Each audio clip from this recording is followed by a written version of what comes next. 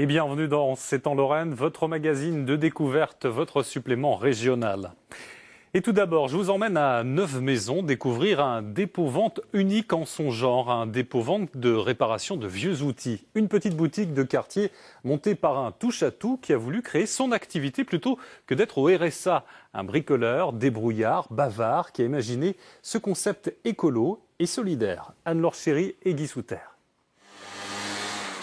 Ah bah ceux-là, là-haut, ouais, ça, pour 5 €, à mon avis, ça vaut beaucoup plus. Hein. Ah, c'est du gros en plus. Ah oui. Donc les gens, tout ce qui se débarrasse concrètement, ils vous les ramènent. J'aimerais bien. Il a fait des tas de petits boulots, technicien agricole, éducateur. Quand il était caissier au supermarché, il discutait trop avec les grand-mères qui voulaient l'épouser. Plutôt que d'être au RSA, Guillaume Thomas a monté sa micro-entreprise.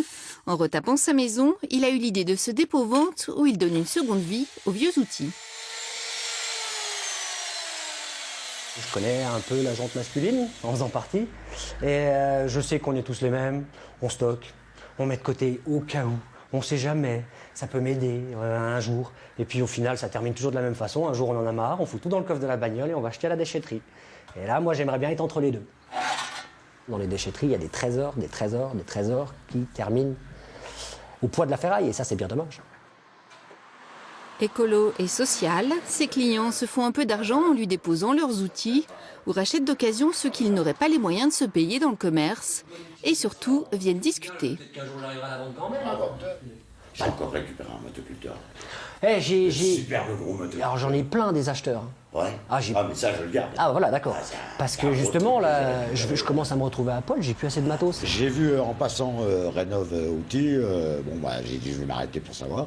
Et j'ai vu que il rachetait il prenait des outils pour revendre et tout. C'est pour ça que j'avais une vieille scie à la maison.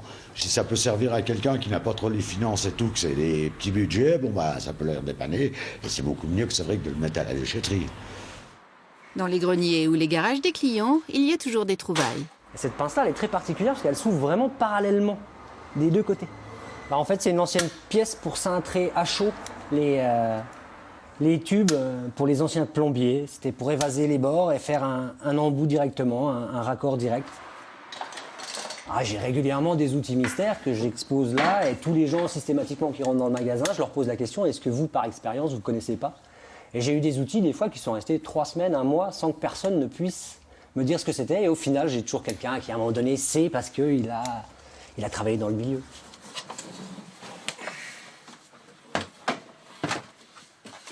Et en général, les gens me disent toujours j'ai acheté un truc pas cher et puis c'était vraiment de la daube, on va dire, et ça a passé tout de suite. Et souvent, quand je discute avec les gens, je m'aperçois qu'en fait, c'est plus parce qu'ils ne l'ont pas utilisé dans de bonnes conditions. Ils en ont trop demandé à l'appareil.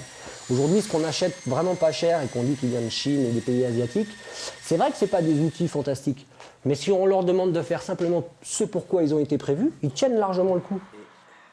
Le dépôt-vente de Guillaume, c'est aussi une histoire de solidarité à Neuve-Maisons. Sa boutique est celle d'un ébéniste à la retraite et l'ostéopathe d'à côté vient de lui proposer de l'aider à se payer une vitrine neuve. Au revoir.